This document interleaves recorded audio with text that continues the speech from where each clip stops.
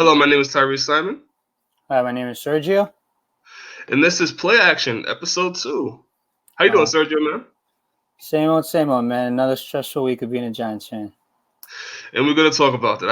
I want to hear your thoughts on all the news about the Giants. Um, NFL Week 2, what's your thoughts? Fun week. To be honest with you, it was a little news here and there. Watching the Patriots debacle, deal with the debacle that's happening in Miami. But we all knew that was going to come, and most likely going to happen again here when they face the Jets. But how about you, man? What do you think about this week? You know what? I thought this week was. We talked about it in our last episode, Play Action Episode 1. We talked about how, this week didn't really have a lot of spice. The games didn't really seem all that interesting on paper to me.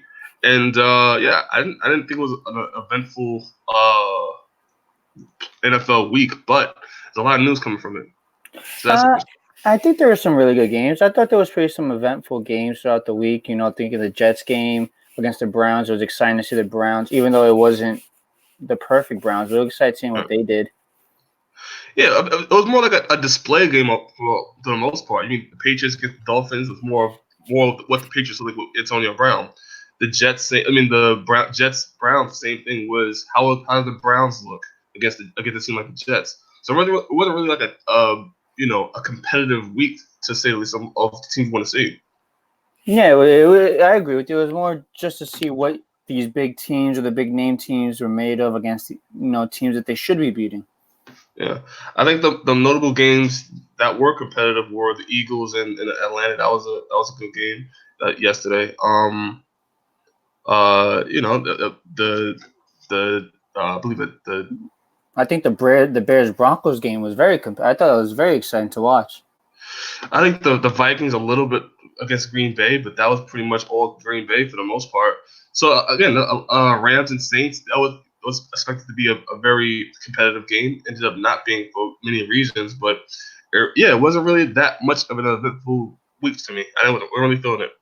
Well, I want to ask you about the one question before we really start getting into the topics. You picked Sure, the Jaguars as I your did. dark horse. What do you think so far? Second weekend, another close game that they lost.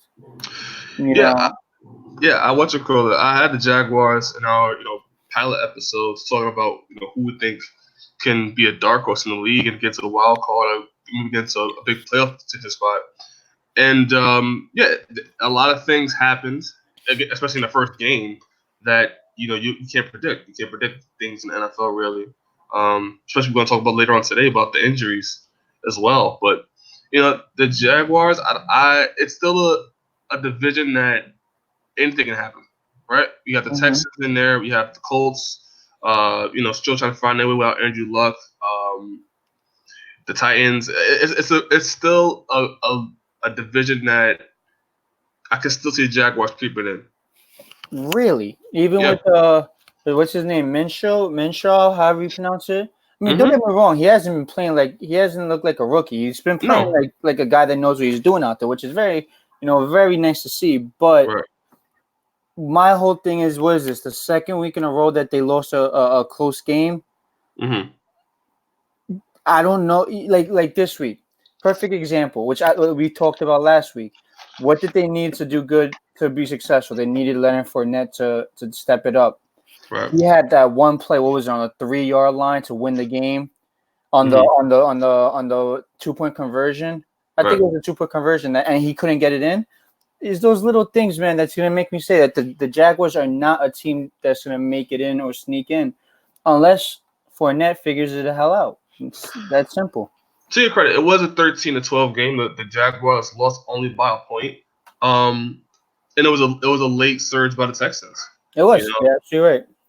So uh, that division we talked about it before in our pilot episodes. Listeners can go back and watch it. Um, it doesn't seem to me that division it has a clear cut. This team's going to be the division leader.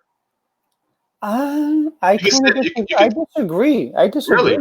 I think the favorite in clear cut is the Texans.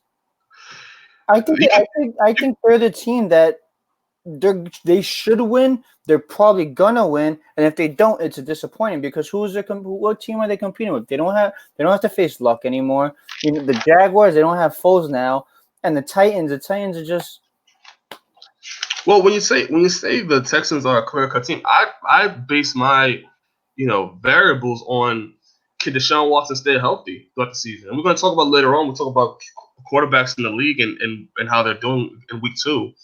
But I have questions about whether Deshaun Watson can stay healthy. Okay, that's viable. That's a legitimate question. I don't doubt that. And if Deshaun Watson can't stay healthy throughout the season, I don't know if Texans are the favorites anymore. But if he does, would you think they are? If he was to stay all healthy, all 16 games, or even just miss one game, would you say that they're the definitive team to beat in that division? I would say that their chances go up a little bit higher than to being a favorite, but I still want to have another favorite. I think that division is still as wild as I don't know because of even if he stays healthy, the way they play offense and the way they get to that quarterback, and we're going to talk about later on in the show. I don't know how that affects. I don't know if that team can stay healthy. We've seen them lose. They're 1-1, I believe. Yeah. The Colts are 1-1. I can't definitively say that they're the clear favorites. Okay, I understand that. So again, there's a lot of variables in that AFC South, which we talked about prior in past episodes.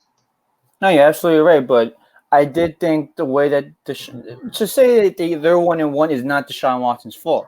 In my opinion, they should be 2-0, and because he's been playing like a quarterback that should be 2-0. It's a team game, though. No, you're absolutely right. You know what I'm saying? So, you're absolutely right. You can say it's not Deshaun Watson's fault or anything like that, but we don't really talk about. We talk about the team itself, and no, you're absolutely right. Yeah, we're talking about the team as if they could be division champions, and as of right now, can't say positively they can. Who knows? The Colts may sneak in there and be division champions. Who knows? This division is, again, we talked about it as a wild division. You're absolutely right. You're absolutely right. But so you thought week 2 was good? I did. I thought week 2, not to say it was amazing and I was blown away by these games, but I did think it started showing the teams that you're going to start looking out for, especially now, like you said, we're going to be talking about the injury reports, basically, that all the big news that happened.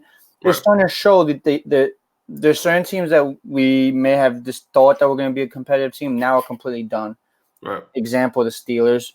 Maybe the Saints. There's only 6 weeks, but you never know what can happen in 6 weeks. Me personally, I thought that the Jets were going to be more competitive. Obviously, that's not the case. They're going to be in my opinion, now they're another losing season. And we're going to talk about all that. So yeah, I did think week 2 showed us, like you said, it showed us a lot about certain teams. But in general, I thought it started showing what this league this season is going to be like. I mean, that's a great segue to talk about the Browns and the Jets. We talked. I think you even talked about how the Jets are gonna have a breakout season, and that you can see them in the division. Not the division. They'll get it great. I just thought they were going to make a wild card. Yeah, I thought they were going to definitely at least get like the second wild card. Man, I gotta hear your opinion on this. Sure. What do you think about this defense with the Jets, man? Because it's like really, I don't want to. It's like the minute they lost C.J. Mosley in the first game, to now it's looked like a completely different defense. Like Odell Beckham went for 8 catches, 100 and something yards, and a touchdown, breaking out an 89-yard touchdown run, his longest of his career, and he made May look like, was it Marcus May or whatever his name is? He made him look like a bum on that run. He made this whole defense look bad, and they lost 23-3. Baker Mayfield didn't look amazing. No, not at all. And I was going to say that I don't think it's more or less the defense. I thought more the offense of the Jets is not impressive more than the defense is. To be honest, the guy didn't do bad. He went 20 for 25. Mind you, he didn't have the yards to push it down the field, but that O-line just Myles Garrett literally sat in the backfield, basically. He built his house in the backfield. So let's take a step back, right? You talked about how what do I think about the defense of the team? Obviously, the Jets defense I didn't think is good. But I look more towards their offense than the defense. To be honest with you, Okay. I don't know how much you can do against Odell Beckham Jr. I don't know how much you can do against Nick Chubb. So like defending Odell Beckham Jr., Jarvis Landry. They still don't have Antonio Galloway on the team yet. Nick Chubb. It's gonna be a problem. All right. And It's they're gonna be getting a problem. Kareem Hunt back too. Exactly. So it's going to be a problem. So their defense against the Browns, that's understandable. I don't know what people are going to do when they actually get it together, if they get it together. But I'm more looking at the offense. So let's talk about the offense and how Sam Darnold, who you pegged as to be have a breakout season so far, has not delivered on it. No, you can't. And that's no, and That's I'm no, Bono. The hold on, guy hold is on. literally kissing random girls out there and catching Hold, diseases. Hold on. I'm saying I was going to say that him getting sick or whatever is unfortunate. You can't really put that against his playing ability. But Trevor Siemian, they got into the game, the second string quarterback, he gets hurt, so that hurts the team a little bit. Well, not a little bit, a lot. A lot. And then Luke Falk comes in the game, who's a third string. So you have a third string quarterback going against this Browns team. I didn't see how the Jets were going to win the game. No, but I did think that maybe they would have got scored more than 3 points. To be honest with you. Well, what we talked about again in our prior episodes, we talked about previewing the season, looking at the teams, and we talked about I talked about how I didn't have faith in the Jets to begin with. Let's go through the numbers. So Luke Falk goes 20 for 25, not bad, 198 yards, no touchdowns, no interceptions, right? So he didn't win you the game. He didn't really lose you the game at all in terms of what he can do. But who's he throwing to? Robbie Anderson had 4 receptions, 81 yards. That's not gonna get it done. That's not gonna Uh, get done. Le'Veon Bell, even though he also rushed, he had 10 receptions, 61 yards. I meant to ask you specifically on Le'Veon. What'd you Mhm. think? Because I thought he played well. Mind you, that fumble loss. To see the game was over. That's basically it didn't matter at all Right. at that point. What'd you think about his whole game yesterday? I thought Le'Veon looks good on a bad team, Mm-hmm. but are we? Do you think is Le'Veon good because he's on a bad team, or is Le'Veon good because he's just being good? You know what I mean? I Like thought he if he had was with some if he was runs. with the, if he was with the Steelers or he was with a different team, would he have better numbers than what he has now? You know what it is? I thought he showed flashes. Okay. He had some nice runs, like the hurdle run he had, he tipped over the sideline for Right. extra 5 yards. He had some flashes of really nice runs of old school Le'Veon, Right. making people miss. But it's also, I feel like what it's showing is that 1 year off is starting to show a little bit too, because Right. he's not breaking out those. There were some runs there that he's getting caught by the ankles. He's getting caught and run on plays that he usually breaks off and Right. gets another extra 20 yards or whatever it may be. Yeah, I think there's going to be a little rust there. But I'm still not. I gotta see a couple more games from Le'Veon Bell to truly say he's back. If when your offense is Robbie Anderson who has 4 receptions, who's supposed to be your number one wide receiver on that team, and it has only 81 yards in the game. Uh, I can't really compare you to the Thompson Steelers. I want to see you overall and see if your numbers replicate what Steelers were. That's true too, but it's not You know going what I to mean? because the Steelers are basically a team built around him, Right, Roethlisberger, and Antonio Brown. right, Those were the catalysts of that team. Mind you, yes, Le'Veon Bell is a catalyst of the Jets. He's the right, team, but that team isn't built around him. That team is built around Sam Darnold and what he could do. And Le'Veon's just a piece that they added to help Darnold. So I don't think you're going to see the best of Le'Veon in this system. Mind you, hmm I also don't think Adam Gase is probably the best person to bring out the best of Le'Veon. right. But I do think we could see.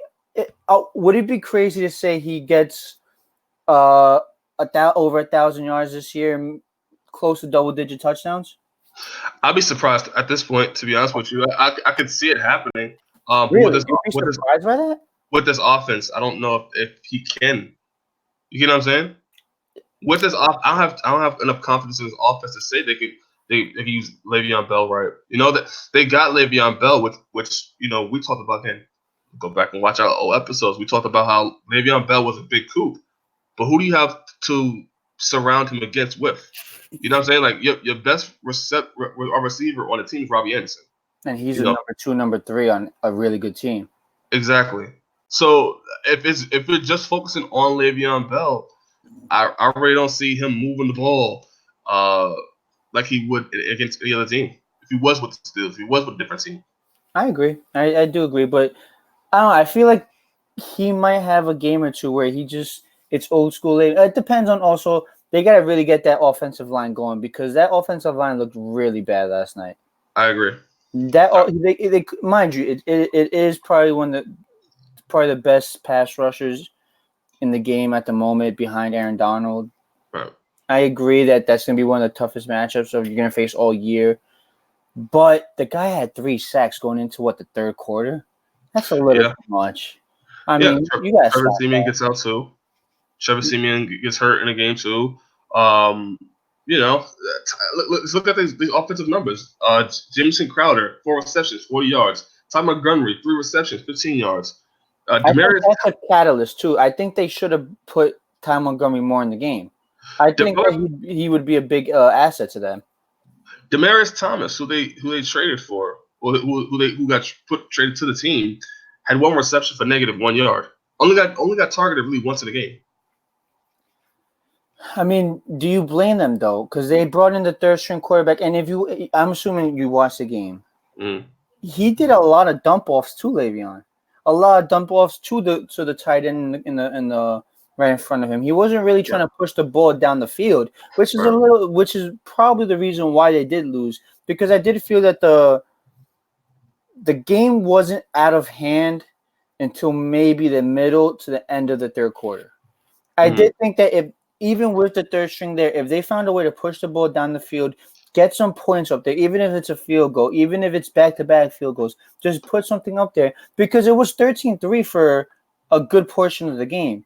You tell me they get 3 field goals there, 2 field goals, 13-9. It's not a more like, oh, we might actually have a chance. The defense might actually get a stop here. It does feel like because they weren't pushing the ball down the field, it kind of just killed the whole game. Well, but you say that, but then who are they throwing? It's not that they have a star or a number 1 wide receiver on the team. No, but you could also at that point, what do you have to lose? At that point, what do you have to lose? You're right. Your quarterback's going 20 for 25 for 140, 150 yards. That's embarrassing. Well, I mean, he also got sacked 3 times and 4 times in the game. 3 times by Myles Garrett, who did a great job last night. He had a really good game, and 1 time by Morgan Burnett. So it's not like he has time or options or that offense has time to move the ball. No, you're right. You're absolutely right about that. Or to really pull up a play. And again, when you have the weapons you have on your team, and your only real definitive weapon is Le'Veon Bell, who you got in the offseason, but yet he's still trying to find his way. And you really can't move this offense with the offensive line that you have, and the wide receivers you have is not as good. I do agree with that. It does suck, I mean? but it's just watching this team, and yes, they don't have the firepower offense that the Browns have, obviously. Little agua. Yeah, that's what's in the red zone. But I just feel like Adam Gase is being too hesitant. He's being the type of coach that it did feel like he gave up once the second half came. It did feel like he wasn't really trying to push the tempo. Yes, I do understand the O-line's not playing well. I do understand that the quarterback's a third-string quarterback, that they literally just they released him earlier the week and then they re-signed him because of the mono incident. Right. I understand all that, but you're down 13-3. You're down at what was it, 17 or whatever. They were down a lot. I'll tell you the box slow it down. I can tell you the quarter score. So Cleveland scored six in the first. New York scored nothing. Second quarter, 10 Cleveland, 3 New York. Third quarter, 7 Cleveland, 0 and by Jets in third. And nobody scored in the fourth quarter. So again, we're going to talk about this as well about the Browns. They're our impression of the Browns right now. But I just don't see how the Jets were going to win, or how the Jets were going to move the ball up the field, or how they were going to do anything. This team is stuck because they got Le'Veon Bell in offseason. Yes, but they didn't get the weapons or the people behind it to help him move, or to shore up that offensive line to be able to protect Sam Darnold or Trevor Siemian or Luke Falk to that matter. So I don't really see how you can move your offense going or get Le'Veon Bell moving when your offensive line and your offensive weapons, wide receiver or tight ends, can't really do anything. No, I agree with you in that sense. You're absolutely right. You're absolutely right about that. Especially in the But AFC. what was your opinion of the Browns? So the Browns had probably, let's say, a game where they got their groove back. Mm-hmm. They got their groove in the sense of we have high expectations of the Browns and what they can do this season. Going into the season, we talked about, people talked about them being Super Bowl contenders. So many people talked about them being Super Bowl champions, right? Mm-hmm. But they have yet to deliver on that, or let look anywhere impressive that could say they are Super Bowl contenders. Matter of fact, when you Were look, you impressed by them this yesterday? well, I was gonna say that I wasn't really impressed by them. Let's go look at the numbers. Baker Mayfield went 19 for 35, which is not good. No, Um, no, it's not. 325 yards, one touchdown, one interception. Which again go back to the credit of the Jets. They got an interception off of that. Mm-hmm. There was a sack in the game from the Jets. So But realistically, you could take away what 120, 130 yards off of the amazing play by Odell, and then the amazing run by Odell. So realistically, passes that he made that were on target. The player didn't have to do something outrageous to right. get him the yards. He probably only threw for about 250 yards, give or take. You know what I mean? Yeah, and again, it's against the Jets, who again we talked about a little bit before. They're still trying to figure out their situation, and their offensive defense especially, are questionable. So the Browns beating the Jets only by 23 points wasn't impressive to me at all. Especially with the weapons you have in front of you. You have Jarvis Landry, you have Odell Beckham Jr., probably one of the best, not if not the best wide receiver in the league. Um, Nick Chubb, like it was okay. It But wasn't it, it wasn't nothing like awe inspiring, basically. it wasn't what the New England Patriots did to the Dolphins. Which in going into the season, we would have thought the Browns could have did the same thing to the Jets. Yeah, you're absolutely right. I did Yeah. watching the game. I was impressed by a little bit of the things. I wasn't like we talked about earlier. I was very very impressed by Myles Garrett. I was too. Very impressed by him. I know. It was happy to see Odell play the way he did. Because I'm a big Odell fan. I did love him in New York. I didn't want to get rid of him, and it's good to see that he's actually. He had a bad game the first week. It's good to see that he came back. He's playing well. Nick Chubb, I would like to see more. I would too. I would like because he's the running back there now. He's gonna be the one that's gonna really start the whole thing. If he's not having a good game, I don't think the Browns can be a very very competitive team in that game. But Baker, I don't want to say it's a sophomore slump. I don't want to say he's off to that's what it's looking like.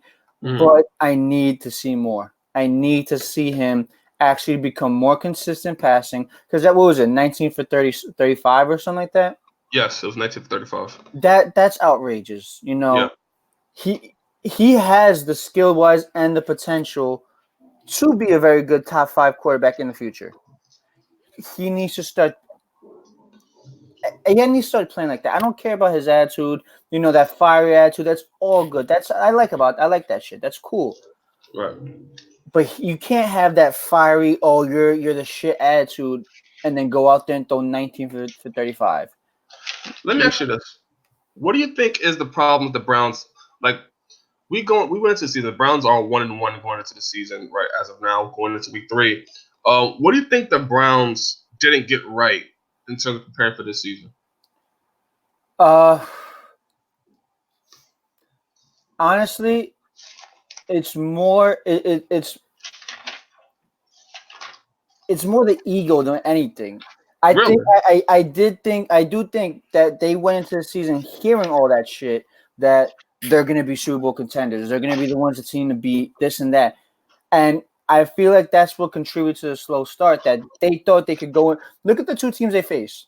They Right. face the Tennessee Titans and the New York Jets. No, these two teams are not teams you're going to expect to see in the postseason or anywhere close to the postseason. The Jets a little bit more. I did think that, but when you're seeing Only the Titans more now. no, but I'm saying going into the season. Oh, okay, go ahead. So when they looked at their schedule, they saw those two teams. They probably thought, oh, we're gonna go in there 2-0. These teams aren't that good. You could pretty much just cakewalk through these two games and we'll be good. And I feel like that's what it was, that they didn't prepare properly because they thought that they have all these firepower names in their locker room on defense and on offense that these teams couldn't keep up with them. And it's showing. The Titans went in there and literally smacked them around.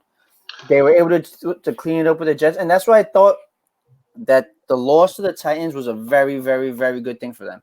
I'm telling you now, I wouldn't be surprised if they start acting like a legitimate team.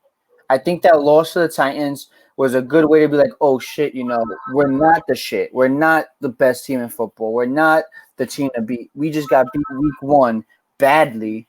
And I thought that kind of gave them a wake-up call. Like, okay, let's actually take it serious. Let's prepare correctly. Let's go in. And I thought that showed in the Jets game that it wasn't the cleanest game, it wasn't the most professional game, it wasn't the best game you're going to see from the Browns, but I did think that it was a big improvement, a big step in the right direction after that loss to the Titans. Well, so you think it's more of an attitude thing that it can be adjusted, that the Browns are having this issue? Yes. Okay, I'm going a different direction. I'm going to go with the team itself. I'm going to go with the offensive line. I'm going to go with the fact that Baker Mayfield so far this season has been sacked 8 times. It's only been game week 2. I'm going to go with the fact that, Baker Mayfield, as much potential he may have, this is only his second season. And we're really gonna, and we came in thinking that, because he has Odell Beckham Jr., because he has Jarvis Landry, Nick Chubb, that they're gonna be world beaters. But we don't really know where Baker Mayfield is.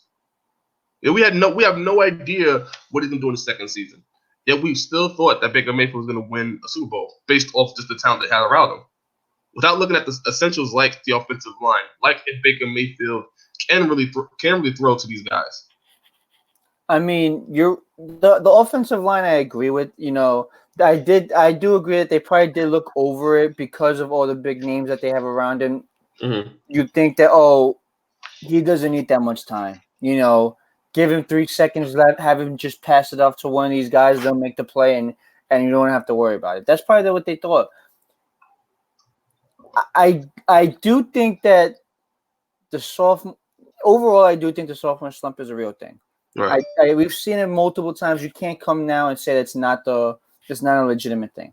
Mm-hmm. But why I don't think Baker will go through that personally, because I think he has so much talent around him that he could get a look at it like this. Mm-hmm. For perfect example, Right. Daniel Jones, he's going to be the starting quarterback on Friday. Which we're going to talk about. We're going to talk about on Sunday. Yeah. Say him and Baker Mayfield to their respective teams make the exact same pass. They throw the exact same pass. Right. Who do you think is going to catch the ball more times than not? The Browns receivers or the Giants receivers? The Browns. So exactly. So Baker has much more leeway in the sense that he doesn't have to be perfect on every throw. He doesn't have to be perfect on every release. He could catch them a little too early, a little too late. He doesn't have to throw a tight spiral, whereas in Daniel Jones is going to have to. Baker Mayfield has so much talent around him. He gets away with these little mistakes that he's going to have because you have Odell out there who could catch everything in the world. You have Jarvis Landry out there who could catch everything in the world. So it makes it a little easier for him to throw a little behind the runner, throw a little bit in front of the runner, throw a sloppy pass, throw this, because they could probably catch the ball regardless, and it wouldn't look like Baker's having a bad game. You know what I mean? I agree in some aspects of it. I still think that we talked about even last episode, I believe. We talked about Baker Mayfield throwing passes that he should have been throwing. Yeah, you're right. You're absolutely right about that. So it's the offensive line, but it's not just the offensive line. We also seen have a video to show that Baker Mayfield has questionable I want to say questionable QB intelligence, but he has moments where he's not throwing the right passes. He's not as good as we think he is going into the season. Right, there are little things about Baker Mayfield that are still improving yet. Can he be consistent? Um, and But then it's easier to show consistency with the talent he has around him. right, he has the talent around him, but if he can't make the right decisions, and he has an offensive line that can't really protect him. Again, he got sacked 8 times already in week 2. How much can he really get off with Odell Beckham Jr. or Jarvis Landry? How much can you do when you can barely throw the ball off? No, that I do agree with that. If the offensive line improves, I do think that you'll probably see a more consistent Baker Mayfield because he will have more time. But And as well, can Baker Mayfield throw the right passes? In certain instances, we have seen he can't throw the right passes. I think that has to do more with the offensive line, because, like you said, he doesn't have. There's times he has no time to get to sit back there and scan the field, look through all his reads, see his options. There's times where all he has to do is he hikes the ball and he has to either look for Odell or look for Landry and just get it off fast. And sometimes it's not the right throw. So I do believe that if the offensive line steps it up, and that's what they were saying this in the broadcast towards the end of the game. I think it was in the fourth quarter. They were saying that this is the time of the game where this is where you work on your offensive line because they were up 20. Run the ball. Let your offensive line get into rhythm. Get them comfortable being at the front. Get them comfortable leading the team from the trenches. And I feel like if they get comfortable with that, you're not going to see those inconsistent passes. You will still, because he's still a second-year quarterback. He's not going to be perfect. But you won't see them as much because he's going to have more time to sit there, read the field, see who's open, look at his options, and not have to get the ball out the minute he hikes it. I agree, and I also think as well, like we have to see if not every offensive line is going to be the Cowboys. Not every offensive line is going to be elite. You're gonna get rushed. But what is a quarterback do in that moment of pressure? What does he do in terms of moving out of the pocket? What does he do in terms of making the right passes in time? Like again, it's on the offensive line, yes, but I also put some of it on Baker Mayfield as well. We've seen instances where he has thrown the passes that wasn't the right choices. I agree. So I can't fully say it's offensive line. I also have to say it's also Baker Mayfield. Well, he has to step it up as well. Again, like you said, the 325 yards gives some of that to Odell Beckham Jr. What he can do. Okay. So you think this week 2 was good for the Browns? Yes, I think it was a step in the right direction. I do think that this was a much needed win. I really didn't think they couldn't go into MetLife and lose and expect to still compete with the rest of the league and still compete for all that with all the hype that they had behind them. I also want to say this: I'm kind of done with the whole Odell Beckham Jr. Back in New York, and he's doing the one-handed catches. I'm a little over at this point. Oh man, I really don't want to get rid of him. The Giants are not that good to be trading off players like that, man. We have freaking TJ Jones as our number 1 receiver, and we got rid of Odell. This is terrible, man. No, but hey, you got Flathead Politics in the chat. Well, he was in the chat, and now he's not in the chat. Yeah, we have a loyal viewer on this channel. Oh, perfect. Which he was going to talk about MMA today, but no, we talk MMA on Sunday at 4:00, I believe. But this is an NFL show. But NFL show. So let me ask you. I did have a game I want to talk to you about. I was actually very curious as to hear what you thought about it. Sure. The Ravens Cardinals. The Ravens Cardinals. Because I actually want to hear your opinion, as we talked about it last week Mm. with Kyler Murray. Uh, What was your what you see from Kyler Murray or from both teams? Because I think the Ravens are starting to show a little bit more, momentum towards that. Oh, they might be a competitive team. They might actually make some noise. Towards what do you think Kyler Murray's doing? It was another game where they struggled in the first half, and it took them to the second half to actually start putting up the points to keep up. so your question is what did I think of the game itself, or what I think of a certain Kyler Murray? Kyler Murray and the game. Okay. I thought that they won, so that's a positive, right? The Ravens won. No, the Ravens didn't win, did they? Yeah, the Ravens won 23-17.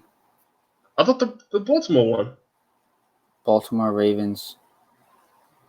Oh, you're right. Yeah, you're right. Oh man, there's I got definitely no I water. had the wrong. There's I had the definitely no wrong water bird. in that red solo cup. You're such No, a. I had the wrong bird. I had the wrong bird. Um, to be quite honest with you, I did not watch that game or care about that game. Oh man, Um, I was actually very excited to see that game. I wrote off the Cardinals to begin with. Let me see the you pull up the score for me 23-17. for the Kyler Murray went 25 for 40 with 349 yards. mm-hmm. No touchdowns, no interceptions. Fitzgerald had a very good game, 5 receptions, 140 yards. Right. Lamar Jackson went 24 for 37, 272 yards with 2 touchdowns. And he had 16 carries for 120 yards.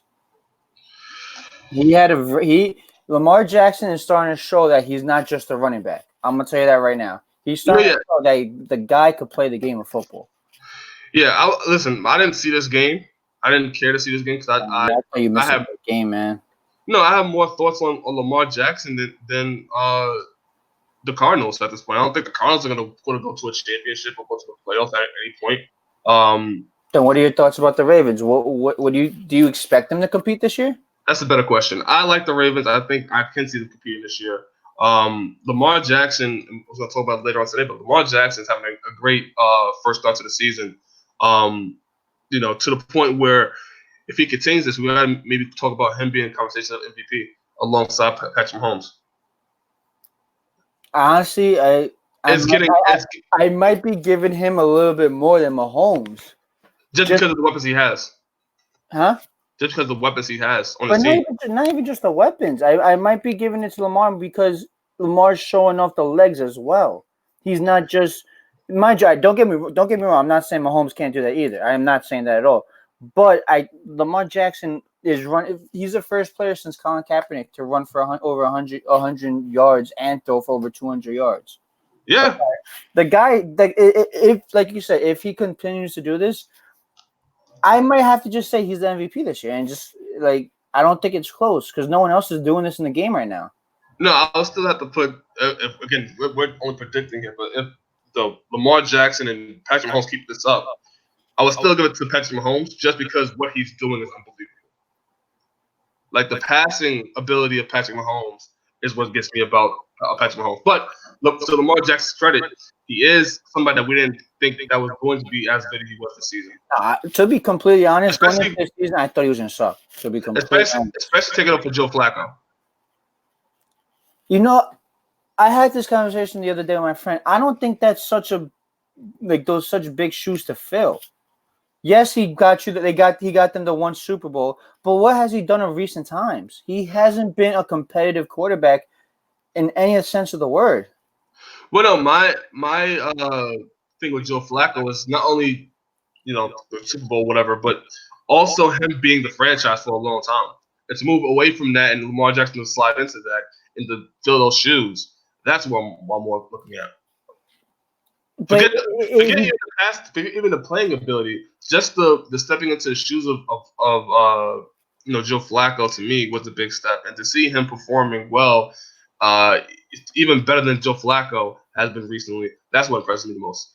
Okay, I understand that. I'm looking at the big picture. The big picture. you look solely on the game. I'm looking at the big picture.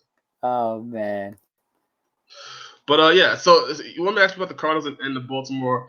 I didn't really care that much about the game. Again, we talked about this before early in the show. A lot of this was mostly just showcases for a lot of these teams, like the Ravens, like the Browns, like the Patriots. Name another. The Um, Rams. The the Rams. Rams. Even Well, though even, even though it was a little, I don't think it was. You can really give them the straight off win because of what happened to Breeze. I think it was a little unfair. well, You no, that's know, something that we can't predict. And we said, okay, it's gonna be a competitive game. But even that turned out to be a showcase game more so for the Rams. So a lot of these games, you know, I didn't see a lot of these. It's not being competitive. Cowboys, Cowboys, Washington. Didn't see yeah. that be really competitive. You know, pick a game out of this lineup. Okay, so 40, then, 49ers, Bengals. what you think about the Falcons? They did win. It was a big last second drive that they did win. You know, does that show you that they're still a competitive team, or was that just like, all right, they won? It was kind of a fluke. They're still not that team that I'm scared of, or I think they're gonna be competing for a title. I don't know because Matt Ryan was trying to do everything he can to lose this game. I agree. I Like, completely like agree. he did everything in his power to lose this game. He's like, fuck, I didn't lose this game. He You know, went so with 27 for 43, 320 yards, 3 touchdowns, 3 3 interceptions. interceptions. Yeah, yeah. You can't do that, man. You really can't. And he's somebody that maybe a year ago or two, when we talked about him going to the playoffs or whatever. After that, I mean, going to the Super Bowl. After that, we talked about him being possibly the best quarterback in the league. He was considered that after that Super Bowl run. Yeah, He was in that conversation, and yeah, it's literally just been completely downhill from there, which I don't exactly. understand. You With have Julio Jones, do you think that this is somewhat kind of like Baker? Because think about it. Baker and him are in the same situation. Not an amazing O line, phenomenal receivers in the outside, good hmm running back in the back, and he's just making stupid decisions. I agree. I agree. But it's the same situation. But for Matt Ryan, he's You're been around expecting long enough. more. Exactly. I Especially when we talk agree. about him being one of the best quarterbacks in the league at one point in time. And now he's just he's good, but he's Eh, not wowing you. yeah, there's nothing about him that you're like, okay, this guy is definitively one of the better quarterbacks in the league. There's nothing right now about him that tells you that. With the best wide receiver in the league. Yeah, and probably one of the best slot receivers in Calvin Ridley right now. Exactly. So, for the Eagles, I mean, again, the Eagles are a tough team, but for Matt Ryan to throw 3 interceptions in a game, um, And still win. Does that tell you more about the Eagles? it does a little bit. I didn't think they were going to be as good going to the season to begin with. They may end up winning the well, not even that because the Cowboys are doing the damn thing. So yeah, did the Eagles get into wild card contention? I don't know. This will be 2 years back to back. They're going to wild card. Yeah, it is. It is. But I going into the season, I did think they were going to be a better team than the Cowboys. I did think that defense was going to be better. I think my whole thing was it all depended on Carson Wentz. Were we going to get the guy that showed up when he came out the draft and everyone was talking about he's the next big thing, or are we going to get the guy that's just been struggling lately that hasn't been able to consistently put back-to-back games of just good quarterbacking? You know what I mean? I agree. I talked about it before going into the season about Carson Wentz, and I wasn't so positive about Carson Wentz even staying healthy. Now he stayed healthy so far, but his playing hasn't been as good. No, it hasn't. It really hasn't. It makes you honestly. If this continues, if this is how it's going to be for the rest of the season, where you see inconsistent play from Carson Wentz, you're Yeah, going to start hearing whispers in Philadelphia that they should have kept Foles, that they I should have agree. got rid of Wentz when he had all that value left, and just kept Foles and go with it. Because obviously, if this is what Carson Wentz is now, if the injury hurt him that much that he's not going to be the same, Right. I feel like the Phillies really just shot themselves in the foot. I agree, and that's something we talked about. In prior, we debated a little bit of whether Carson Wentz was, damaged goods or whether Nick Foles should have been traded. We talked about all of that before. If people listeners could go back and watch those episodes as well. But yeah, man, the Eagles and Falcons. I thought on paper, I think the Eagles could have won that game. I think Matt Ryan gave him every opportunity to win that game, and they still could have pulled it off. And for Matt Ryan, I just want to see where that top 5 quarterback was. That was 2 years ago. We talked about him being a top quarterback. I want to see where he's at. You're absolutely right. I completely agree. With Julio Jones, who I believe they signed an extension. So you're wasting the best years of Julio Jones' career. You really are, and not to mention the fact that Matt Ryan isn't a young quarterback anymore. He's in his 30s. He's in the mid-30s. He's getting up there. Do you think? Let's hypothetical. Let's look into the future. All right. They go 8-8, 9-7, whatever. Either they make the wild card and get out in the first round, or they miss the wild card completely. Do you start thinking about, all right, we have to move away from Matt Ryan? He's not the one, because he is getting old. You're only getting maybe 2 more years of decent Matt Ryan play, and it's obvious right now his decent play isn't enough, in my opinion, to be competing with the Patriots, with the what I think is going to be the Browns eventually. With the Chiefs, with the Rams, with the Saints. I don't think so. I think Matt Ryan really needs to either figure it out, or they're going to have to get away from him. You know what? I think I still have hope for Matt Ryan. I still have hope. Last night didn't really show it to me, but there's still hope there for Matt Ryan. Was it last night? It was still Sunday. My gosh, I'm drunk. But I don't. I still have hope for Matt Ryan at this point. I still think he could be that top quarterback that we thought he was when he went to the Super Bowl with the team. We took them there. And then again, like you said, ever since then, it's been downhill from there. So I still have hope, but I think they do have to consider, what is the end game here with Julio Jones, who is your best wide receiver. Again, the biggest part of his career right now, kind of being dwindled on Matt Ryan, who we could hope he can pull up his performance even too. I completely agree.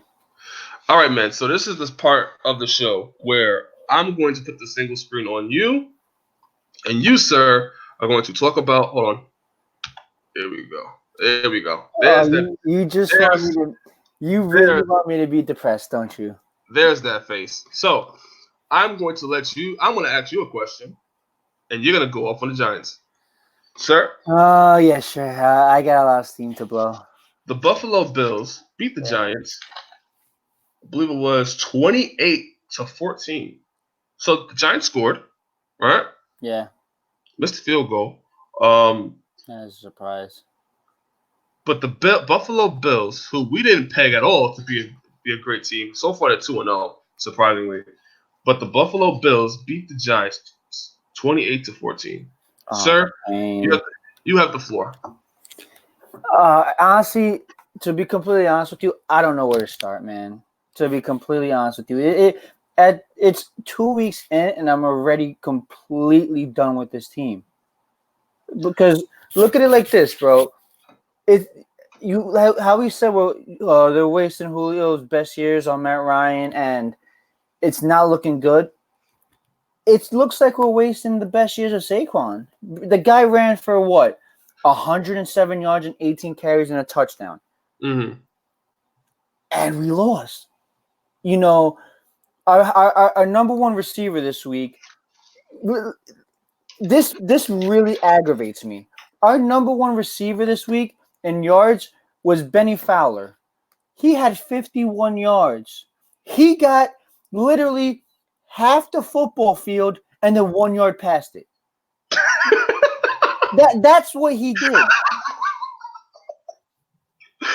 It baffles me that we could sit there, Pat Sherman could sit there, Gettleman could sit there, look at this team, okay, I understand we traded Odell, it happened, all right.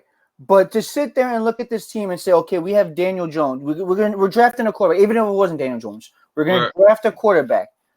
Look at our wide receiving core and go, this is a good enough wide receiving core that when we bring in a rookie quarterback, he's going to thrive with them around. Right. We have Evan Ingram. Okay, a very good receiver. I think he has potential. Our next one is T.J. Jones. Who? Exactly. We picked him up because he had a good preseason against third-string cornerbacks. So where do you think that's going to be like, oh, I'm going to look at that and be like, this guy's going to do really good against starters? No. He had what, another 5 receptions? He had 3 receptions for 38 yards. So yeah, let's go trade our best receiver. Yes, I understand he's toxic. Yeah, sure. We don't have anyone else there. Who gives a shit if he's toxic? We know what's toxic when the Giants go 0-16 and we're like, what the hell is going on? We suck. Well, you know what? That's toxic. That's why you don't want to breed losing. You don't want Odell to bring in negativity. Well, you know what brings in negativity? When you can't win a fucking game, man.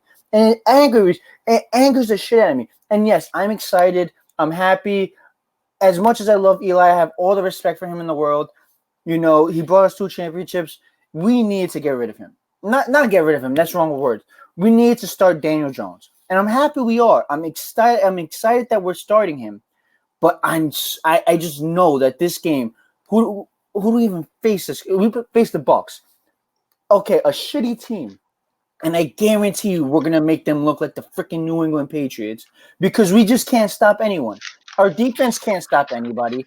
Our offense can't freaking put a drive together to save their life. It just – and then half the time, the plays that Pat Shurmur calls, it baffles the shit out of me. I'm going to put it like this to you. I was so aggravated by the way the Giants were playing. I didn't even give a shit about the score. I was so aggravated by the way they were playing. I literally had to turn into red zone so I could only catch whenever they're in the red zone because I couldn't watch that game anymore. The way that defense was playing was embarrassing. The way the offense was conducted was embarrassing. Yeah, great. Fantastic. Saquon had another 100-yard rushing. I love that. We still lost. It doesn't matter. The guy could run for 3,000 yards in one game. We're going to lose. I don't give a shit what he does. I want to win. I don't want to sit there and see us waste our probably the best running back in football right now, just go crazy, and we just can't do nothing to help him. Our O-line played well. Our O-line was able to put some nice plays together to open up holes, yeah. But it scares me to see that we're going to put in a rookie quarterback. We're not winning a game for a little bit, in my opinion. If we don't beat the Bucs this week, I don't see us winning a game for a little bit. It's going to suck when a rookie quarterback starts the season off 0-3, 0-4. He's going to lose all the confidence, and we're just going to look like retards because it's not his fault. I'm going to tell you right now, if Daniel Jones loses the first 5 games of his season, and even if he plays like shit, I'm okay with it. I'm ready to deal with the highs and lows of him. It's the fact that we didn't put a team around this guy or even around Eli that is a legitimate team. We have a bunch of college wide receivers out there. We have the middle school from fucking East Rutherford playing defense for us. And it's literally Gettleman. I loved Gettleman when we signed him. When we first got Gettleman, I was all in. I was like, this guy's going to change with it. How the culture here was going to do great. I swear to God, I am so down to get rid of this guy. Honestly, they need to get rid of him because he obviously doesn't know what the hell he's doing. We gave up the best wide receiver for Jabril Peppers, and Jabril Peppers honestly looks like me out there. I might be able to put up the same numbers as this dude. And it is like, why did we get rid? We really thought that this would have been a good swap. Yeah, we did need a safety. I'm not denying that. You're saying this guy was the one? This was the guy that we were going to give up Odell for. And obviously not. He was not the one. But you tell Gettleman that he's going to be like, oh, don't worry. It's 2 games in. It's okay. We still have 14 more. Yeah, and when we lose the next 14, what are you going to say there? Oh, it's the first year. They're getting together. This was obviously development year. Well, guess what, Gettleman? We didn't develop shit. All right? We lost every single game. We looked embarrassed. And honestly, it was a waste of a season for us. I don't know. I'm done with this team, man. I am so done. I'm watching Red Zone every Sunday now. I'm not watching the fucking Giants. If they're on Red Zone, I'll watch. If they're not, I'm so done with this team, man. This team honestly aggravates the living shit out of me. I could watch maybe an hour and I'm ready to just like freaking jump out a window because I can't watch this shit no more. I really can't. I gotta stop, man. This is giving me a headache dealing with this team. It really is. All right, Sergio. All right, let me fix the camera a little bit here. All right, Sergio. That segment of the show is brought to you by angry Giants fans alike. You catch it every week here on Play Action, which we will see the Giants lose 14 more Everybody. games of the Probably. season. Like look at it like this. Look at it like this. We have the Bucks next week. Probably the only game we're gonna be able to win. Then we got the Redskins. I doubt we're gonna beat the Redskins because they always play us tough. For some reason, they always do. And then we got the Vikings. We're not beating the Vikings. We're not beating the Patriots. Are you kidding me? We're literally there's a possible stretch of us losing. Honestly, we're on week 9 now. I haven't seen a team that we could legitimately beat. I still haven't. The Jets in week 10 are legitimately the only team I could say we have a chance of winning. Even that's not secure at this point. Exactly. Like, okay, the only week I could say that we won't have this segment is week 11, and you want to know why? Because the Giants don't freaking play that week. It's the only week. It's literally looking at this schedule. There's no team here that I could definitively say I am 100% confident to beat them. I haven't seen one yet. I have not seen one yet. I have to compliment you on this. Wait. Go ahead. December 15th, we're playing the Dolphins. We got a chance. We got a chance to go and win the team. We have a chance. I might even have a team at that point, so you may be right. We might get the default win. That's exactly what might happen. Here's the funny thing about the whole segment, which I personally love, is that you don't even have your breath control is amazing. Like you just went on of just you're pouring your heart about the Giants. Without even taking a breath, you just went straight fire into the microphone. Well, when you're struggling and suffering in life for as long as I have, it comes second nature. You know, I would like to think that this show adds a therapeutic element to. It does. It 100% does. It does. It relieves all my anger from the Sunday or Monday or Thursday before, and it lets me go into the new week nice and relieved and ready to accept the more anger I'm gonna get. It really does. So I'll say this to listeners and fans of the show: if you do listen to the show, please send us an email. We would love to hear your thoughts on the Giants. We'd love to see you participate in the show. We'd love to hear if you on the show as well and hear you talk about the Giants. That's what Sergio does. I want this to be a therapeutic environment. Let you love the team. Whatever you have to say, fill your heart. You throw F-bombs and everything left and right. Sergio, everything's going to be okay. I hope so, man. Oh, man. I really do. But I'm not the only guy that suffered this week. Well, let me also ask you this as well. So you talked about Saquon Barkley, which I thought was interesting. I told you before about drafting Saquon Barkley, and you wasting the best year of his career. I think you finally came around to saying we're wasting the best part of his career. Have you not? Yeah, we are absolutely. Okay. Because if you look at it, the average career span of a running back is 5 years, 5-6 years, give or take. Mm-hmm. We already lost 2 of them.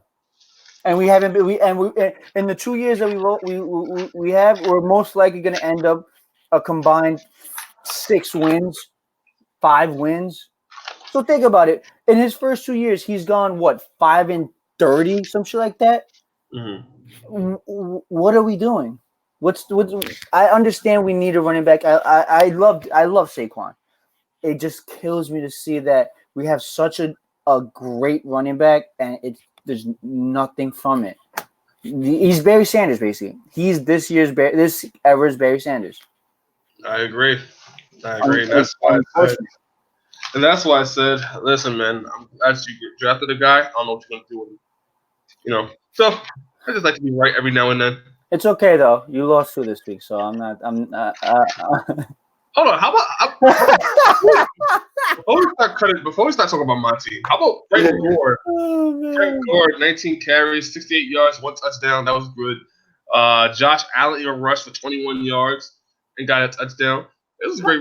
No, don't get me wrong. The Bills played well. I'm not taking anything away from them. The Bills did play well. They had some nice plays. Josh Allen is starting to come around. He's starting to become more. I'll say this, and you can ask anyone that's He talked needs to me. work. I'll say this, and you can ask anyone that's known me from that time. I Mm. did going into that draft. I did think Josh Allen had the most potential and could have been the best quarterback coming out that draft. I think he could be. He has the arm for it. He can run the ball, and if he just figures it out in here, he has the potential to be one of the better quarterbacks in football. You also got good to that defense as well. That defense is pretty damn good as well. They're the best pass rushing defense in football. So yes, Josh Allen and the Buffalo Bills kicked your ass. Yeah. Interesting that they beat the Jets and they beat the Giants, which is cool. Oh, if they played in MetLife only this year, they'd go 16-0. I have no doubt in that. You know what's interesting? We would think going to the season that the Buffalo Bills would be the least likely to have a better season than the Jets or the Giants, and they have a better season than both at this point. Yeah, they're one of those teams that they weren't supposed to be anything. But to be honest, did you expect anything from the Bills going into the season? Because I didn't. I didn't know what to expect. I thought that they could have either gone either way, a good, decent team, but they could have also been a shitty team. But as of right now, they're a good team.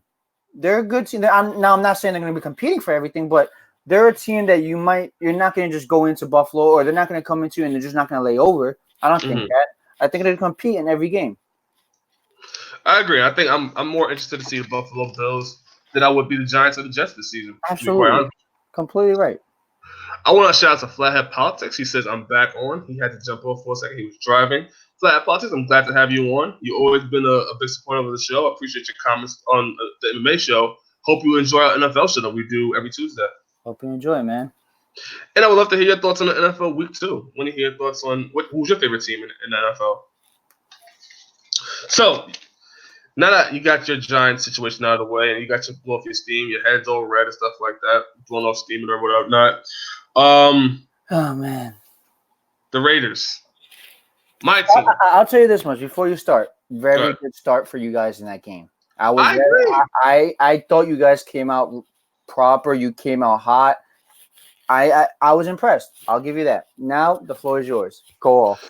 No, here's the thing. I'm not as negative as you are. I have optimism here. See, we actually did try to score. We actually did play a legit team who's going to be in the playoffs, maybe even win the championship this year in the Super Bowl. Who knows, right? So I'm not as mad as you are.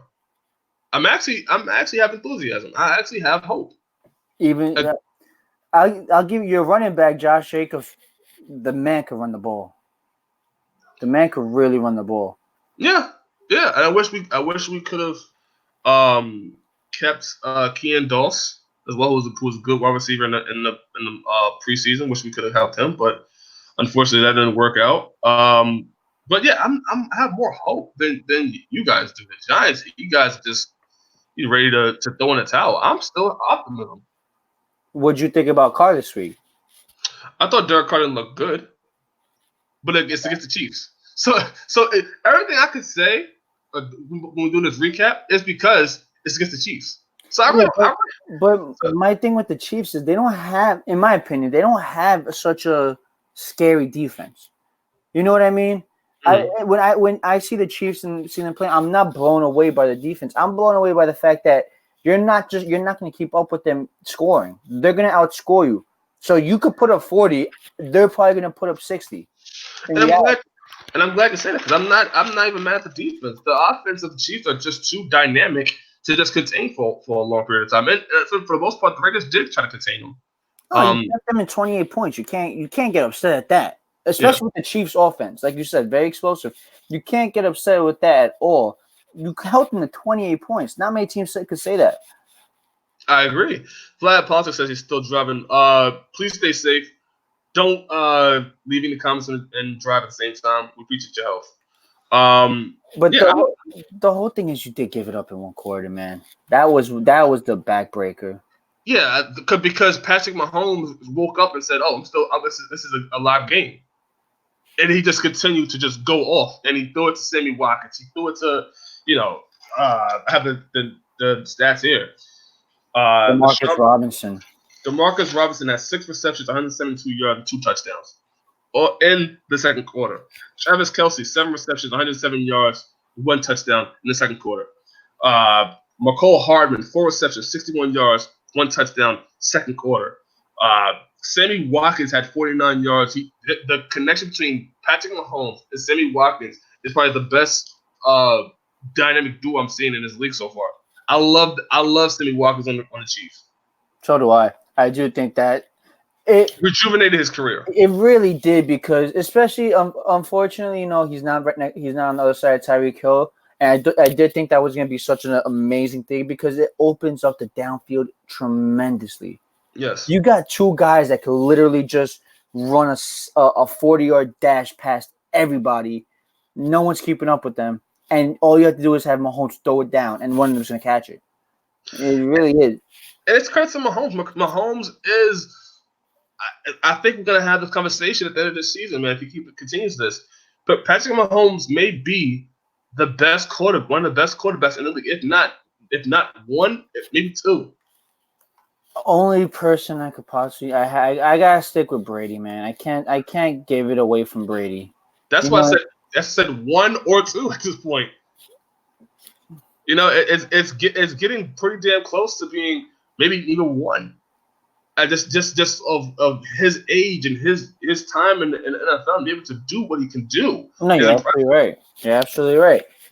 No one expected Patrick Mahomes to be like this. This is technically his 3rd year, but it's his 2nd year in football. Yeah, the guy is just playing out of his mind. And if he can even get close to what he did last season, or maybe even surpass what he did last season, man, it's gonna get really tough to not call him the best quarterback in the league. I agree. I completely agree with you. I completely agree that if he breaks 40 touchdowns, just say he hits 40 on the dot, do you give him the best quarterback in football? I would have to. Just Tom Brady. He has experience in the league, and we've gotten to a point you expect it from Tom Brady. You expect a good season out of Tom Brady, especially if he stay healthy. Patrick Mahomes, man, we talked about some sophomore slump. We talked about if he could repeat what he could do. If he could continue doing what he's doing now, I don't know how you cannot call him the best quarterback in the league. I completely agree with you. Let me read the stats. 30 for 44 against the Raiders, 443 yards, 4 touchdowns, 0 interceptions. He hasn't thrown an interception this whole entire season so far. Oh, my God, man. I wish I had him. Granted, it's only been two weeks. However, that many yards, 7 touchdowns so far in the season, 0 interceptions. No, it's impressive. It's a phenomenal start. Right now, if you had to pick a team right now, they're the team. They're honestly, them and the Patriots are the 2 teams to beat. And to be honest, I give it more to the Chiefs just because of how dynamic their offense is. Mm-hmm. But it's close. I do say it's close, but the Chiefs' offense they're doing something you don't see so often. Like at any point, at any time of the week, they could like what they did to you. At 1 quarter, they dropped 28 points. It's like you don't see. When was the last time you seen a team do something like that? Just 1 quarter score 28 points. It's amazing. I love how you threw that small little dig in there. To you. I didn't think you caught that. No, I did catch it. I caught it all. It's remarkable. I do give up to the Chiefs. Give it up to the Raiders too. No, they tried to contain them. They did a good job for the rest of the game, not giving up any. What I tell you? What I text you after the first quarter? When it was 10, what was it, 10-7? I was like, Raiders started off good. Raiders came out very good because I was impressed. They were able to contain Mahomes for the first quarter at least. They were able to contain him and actually impose their will on the Chiefs. Which, to be honest, it was 1 quarter. But could you have said they could have done the same thing last year? I don't think so. So they're taking the step in the right direction. Even got to Patrick Mahomes a couple of times in that first quarter. And they moved the ball around with they. It wasn't like they were getting stumped all the time. They moved the ball down the field. I mean, your running back had 99 yards on what 12, 13 rushes. Yes. It wasn't like you guys were getting 3 and out, 3 and out, 3 and out. Yeah, Carr didn't have a great game. He had 2 interceptions, but you're running. The fact you have a running back for 99 yards, you did have a guy for 63 yards, which is not terrible. It's not an amazing. You did have flashes of actual good football being played from the Raiders. And it's a step in the right direction. You guys you guys look like you have a plan. Obviously it's not going to come completely together this year. It's still in development, but it doesn't look like you're lost. Like I remember me and you talked at the beginning before the season started, even before we even had this about the show or anything. Yeah. Me and you were talking. I asked you, what did you think the plan was? And you told me you had no idea. You were completely lost. And then they had a plan. With Can't Antonio Brown. Yeah, exactly. But even then, you still weren't 100% sure. You told me you're hoping it's the Derek Carter Antonio connection, but you weren't sure. I can ask you this right now. You probably are comfortable with the plan that they have now. You're confident in what they're trying to do in Oakland right now. Well, and going to be in Vegas, but with the Rays, you're confident in what they're trying to do right now. Yeah, and they also have some injuries on their side as well.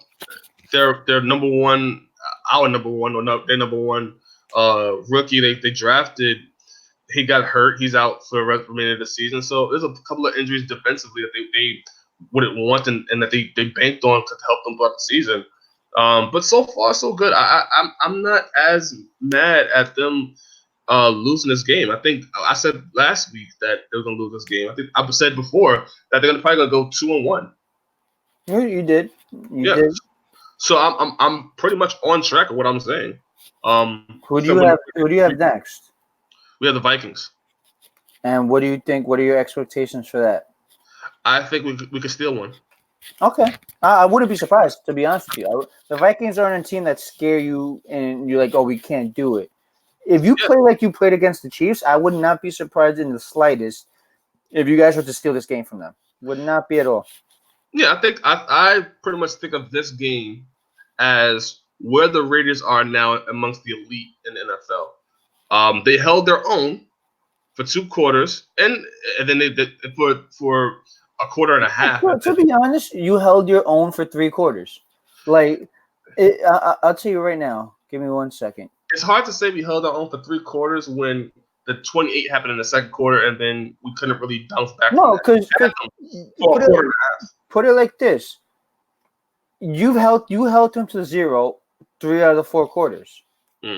You held your own for 3 out of 4 quarters. You had 1 blow up quarter, but you to sit there and tell me you're gonna hold the Chiefs to 0 is preposterous. I'll laugh in your face 100% of the time. You're not holding the Chiefs to 0. And the fact that 3 out of the 4 quarters you actually kept them at 0, yeah, you had a blow up quarter. It was gonna happen. They were gonna put points up. It sucks that they put that many points up. But for 3 out of 4 quarters, you held them to 0. That's you gotta literally pat yourself on the back because realistically, when going into this game, I thought they had a chance of putting 50 on you. I was like, they're gonna blow you out because not even trying to talk shit, not even trying to throw jabs. I thought that team was just that much better than you guys because I thought they're a Super Bowl contending team. And the fact that you held them to 28 and it only came in 1 quarter and you literally held them to 0 in every other quarter is like you gotta give yourself a pat in the back because you did keep up with probably the best team in football right now. You know what? I have to give you credit, man.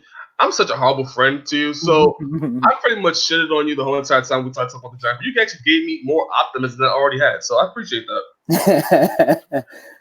Now, granted, I gotta give my optimism to somebody. I can't give it to the Giants because there's none there. Now, granted, I have a little more optimism again because I held the Chiefs at a certain extent, from scoring a lot. You lost to the Buffalo Bills, who I mean, they could go on and be a great team in the NFL, but as we talk about history-wise, they have been the best team. Don't worry. When the Bills win it all this year, we're gonna look back at this conversation and be like, "Yeah, I lost to the Super Bowl champs." Okay, so I'm not gonna be that upset.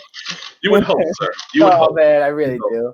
I mean, honestly, at this point, you're gonna call everybody Super Bowl contender. Yeah, right. At this point, we're losing everybody. Yeah. So man, I have optimism for the Raiders. I think I'm on par with saying that they're gonna go 2-1. to start the season. So far I'm right. So far they're 1-1, and they have to win the Vikings game next week, or this week. So I just I don't know, man. Patrick Mahomes is such a good quarterback. It's scary to think that he's only getting started. Yeah, that's what's really scary. The fact what is he, 24, 23? He's Yes, still young, man. He still has years. If he stays healthy, he has a lot of years of just dominating this league. I think he turns 24 on Wednesday tomorrow, That's scary, man. which is which You is think the Giants are trade for him? no, sir. No, sir. Your team needs a prayer. It needs a running back. Oh man, yeah, we Because do. I don't know if Saquon Barkley is going to be able We to need God's sustain what he's doing. revelation. God needs to interfere with us and just like bless us all. Because we even talk about that. Can Saquon Barkley keep this up for the rest of the season and stay healthy with this team? Call me crazy. You're not going to agree with this, and I know Saquon will never do this. Mm-hmm. If we start off like 0-8, 0-9, I bench Barkley 100%. I wouldn't play him at all. I'm not wasting you and you risking you getting a big injury for a year. We're not going to win a goddamn game. I think that's smart. I bench him. I'm like, listen, I'll see you next year. Go home. Don't even come. Don't even sit. Don't come to. I don't want you nowhere near this losing. Stay as far away from it. I think that's smart. Honestly, I think again we talked about it. We talked about the Giants. Saquon Barkley's best years are now, and to see where he's at and the potential he has, and to be wasted on your team, it's bad. It sucks. It's bad. But maybe Daniel Jones could pull things around. Maybe the Duke guy. I really hope this is the guy, man. The worst thing you could do in football is be in quarterback limbo, and see we're in that sense where we shouldn't have been because we could have picked up Darnold, we could have picked up Rhodes and Allen or whatever, but then we would have been missing out on Saquon. So we're kind of crossing our fingers and praying to God that Daniel Jones is the guy, so then we could have Saquon and we could have Daniel Jones, and we could be like, you know what, it worked out in the end. It's literally all up in the air at the moment. There's no telling what could possibly happen. We could have really screwed ourselves over and not gone quarterback and just being quarterback limbo for how many more years? It's still in the air. Well, man, I had my optimism. I really can't give it to you because it's a little hard to be optimistic for you guys. I'm sorry. I don't blame you, man. I don't blame you. I wanted to just say this. So again, we talked about Patrick Mahomes and the great season he had so far. Right now, he has 121 yards and seven touchdowns, 0 interceptions. He's amongst the highest. He's amongst the best quarterbacks in the league. People behind him or on par with him, Dak Prescott, which you joked about Dak Prescott. Oh my God, he faced literally the two worst teams in football. I am not impressed. Holy shit, he faced the Redskins and the Cowboys. If you throw in the Dolphins, you think it's not that impressive. It really isn't. Tyreece, if you were the quarterback of the Cowboys against the Giants and the Redskins, I would put good money that you would have great games. Why? Because you're playing the middle school teams. It's not impressive. I am just telling you the numbers. Dak Prescott has 674 yards and 51 of 62. Honestly, he has the best quarterback ratings of the entire NFL. I would expect him to. And if you gave paying Tom Brady against the Giants and the Redskins, I expect him to have 2,000 yards already and almost 150 touchdowns. Not impressive facing these two teams that literally the defense are a bunch of little girls running around. It's not that impressive. I'm just going to ask you this question. If Dak Prescott ends up being top 5 quarterback in the league. Oh my God. He faces the Dolphins this weekend. I am not. Dak Prescott's a joke. He is a joke. I'm just going to ask you when you walk back your comments that you said about Dak Prescott being a below average quarterback. If he does this against legitimate defense, yes. But the first 3 games, are legit the 3 worst teams in football. The Cowboys, the Redskins, the Giants, and the Dolphins. You can't get worse than that. You literally can't get. So I expect him to throw for freaking 500 yards. It'd be an embarrassment if he didn't. You will not give credit to Dak Prescott and the Cowboys. No, I would. I would. No. If he look, the first legitimate game he has that I think it would actually be a tough game is against the Saints. That's week 4. He goes on a little stretch, I think, where they face like tough teams. He faces the Packers. The Packers aren't a great defense, but it's still a good team. So I'll give him that. He faces the Jets. Hopefully, I did have high hope for the defense. Hopefully, Mosley's back by then because they did look good with Mosley. If he does those numbers against those teams and beyond, and against the rest of the season against legitimate teams, yes, I will be the first one on this show. I will say Dak Prescott's a legitimate quarterback, and he deserves to be paid like a legitimate quarterback. He deserves to be respected. But when you're doing that against the 3 worst teams in football, I don't give a shit. I could do that.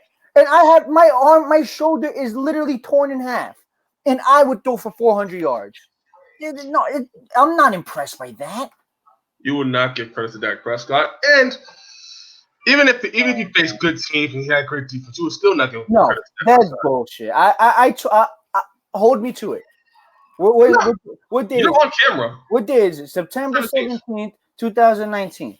If Dak Prescott, by year's end, after the 17 weeks that this season is, he's doing these numbers against good teams, and it's not bullshit, I'll give him his credit. I'll straight up say he's a good quarterback. But believe me, if he's fucking up against these big good teams with good defenses, I am going to tear him a new asshole. I am telling you that right now.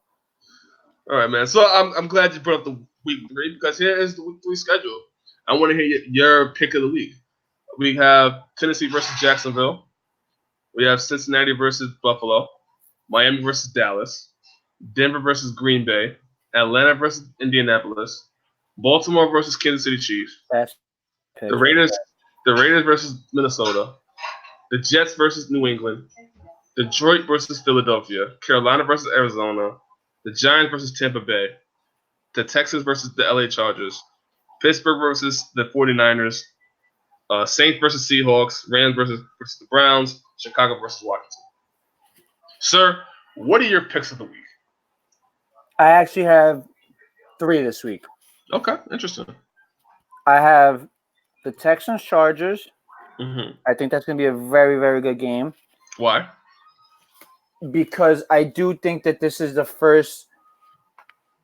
This is going to be a really a test of can Deshaun Watson do what he's been doing, playing very well against a legitimate defense. When they have Joey Bosa, unfortunately I don't know if the Chargers got back what's his face, James. I don't know if they got him back yet, but I know they have Bosa. They have a legitimate front line, and like we said earlier in the show, the question with the Texans is their O-line. Can it keep Deshaun Watson protected? Well, they're going to go against probably, outside of Aaron Donald and Myles Garrett, probably one of the best pass rushers in Joey Bosa. Mm-hmm. So that's an interesting matchup. I'm very interested to see the Rams and the Browns because realistically, those are the 2 most. I have that down my sleeper to watch too. Yeah, those are the 2 teams that have the most hype around them. They have all the swag to them. You got both teams just walk around and you expect them to be good.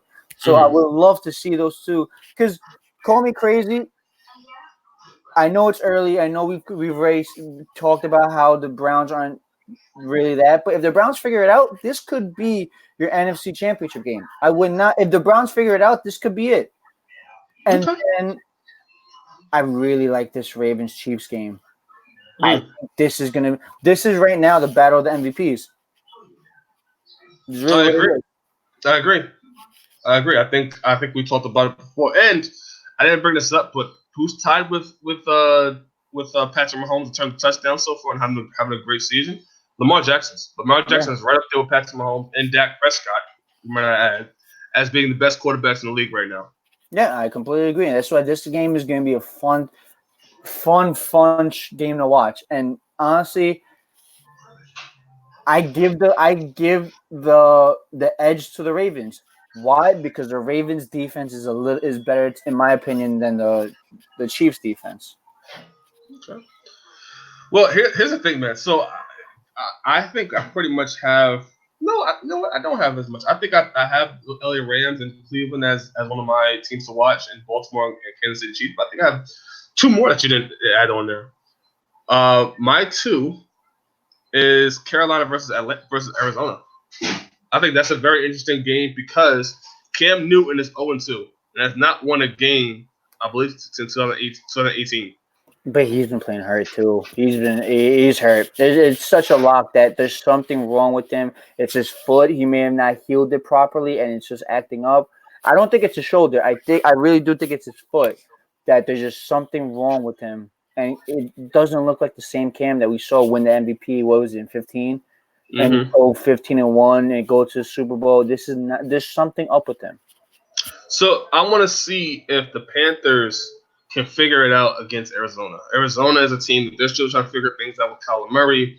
Of course, they have Fitzgerald on the team as well, but they're still trying to figure things out. So I want to see if the Panthers can figure it out against the Cardinals and finally get a win on the schedule.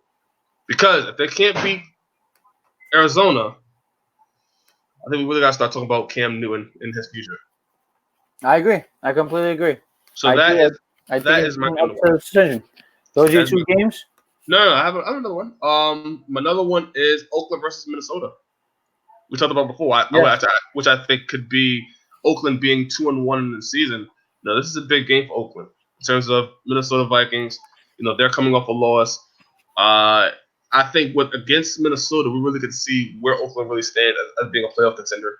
Could they get into the wild card spot? Will be the question if they beat Minnesota today. Next week. You're on the right step if you win. You're on the right path if you win this game because I think this shows that you could.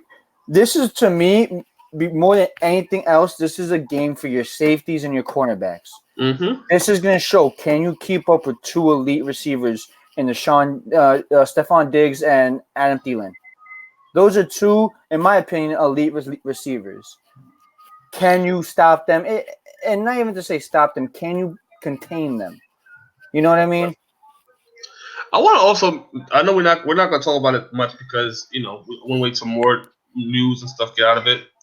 But does Antonio Brown play this Sunday? Yeah. I think so too. I think he had only like 53 yards. I believe he had a touchdown as well. But he only had a couple. He didn't have a lot of receptions. I know that. He had, I'll tell you right now, 4 receptions for 56 yards and a touchdown. Right. I'm just interested. We're going to talk about it later. I guess more in the future.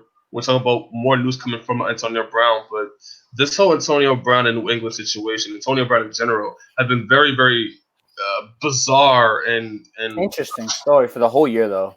Yeah. So I want to see what happens. I think it's the New England Patriots have been having a great schedule so far in terms of the Dolphins, and then they get the Jets afterwards. Oh man, the spread was like I saw the spread. It was like 21.5. I saw that. I'm like, oh my god, they might cover that and more. Yeah, it's a lot, man. So Baltimore is going to be a great game. Oakland versus Minnesota is going to be a great game. Carolina versus Arizona is going to be an interesting game to watch if you could get it. LA Rams versus Cleveland is a show stealer, and that's pretty much it in terms of Buffalo. I want to see if Buffalo who can do what they do against the Bengals. What do you think happens? What's your opinion of them if they go 3-0? We got to start talking about the Buffalo more, right? I agree. Yeah. They're going to be on the radar for some people. It may be time for you to get rid of a New York team. Oh man, yeah, get rid of the Giants and the Jets. Just get rid of both of them, and we're gonna become a Buffalo team, man. This is the team from New York. It's still New York, man. The New York team, man. Yeah. I believe. What was it? Bills Mafia. Yeah. You know what? There was a point in time where the Bills ticket was so low that anybody could get them. Yeah. I think we may have to invest in going to Buffalo, man. Oh my God, you couldn't pay me. It's freezing dick out there, bro. Are you kidding me?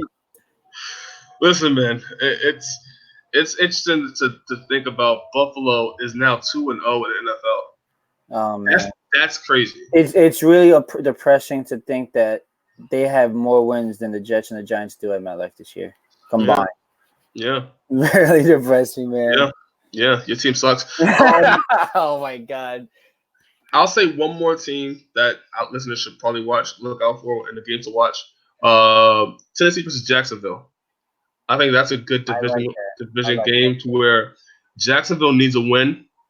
that. And Too. yeah, so if Jacksonville beats Tennessee, we talk about that division again in old episodes being the division to watch and that wild division. Jacksonville beats Tennessee and starts getting momentum. We'll get with this quarterback. I think we can start seeing them because they have pieces. They do have pieces around them that could work. Jalen Ramsey apparently is asking for a trade. So maybe they get a play. They want a player and draft picks behind them. So I'm interested to see what Jacksonville does against Tennessee and if they can bounce back. No, I completely agree with you. I do agree with you that is an interesting game.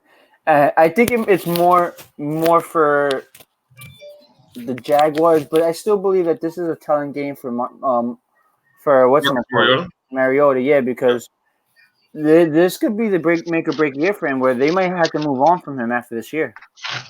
I meant to bring this up to you before we end the show. I was amazed by the quarterback sacks in the league so far. So Andy Dalton has been sacked 9 times, right?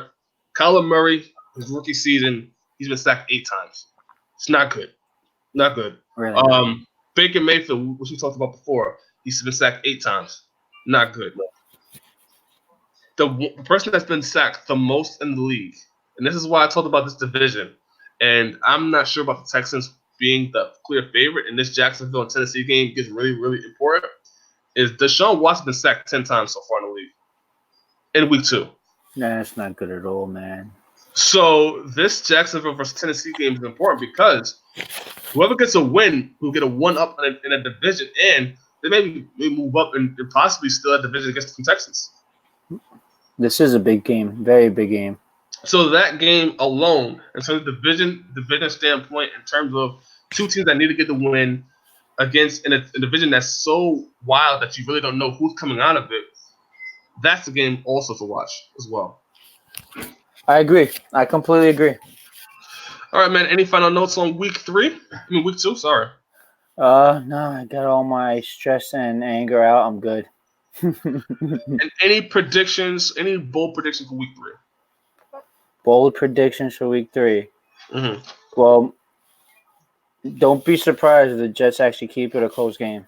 They always play the Patriots. They always play the Patriots tough. For some reason, they always play them very tough. With Patriots at home? Yeah, the Patriots in Foxborough.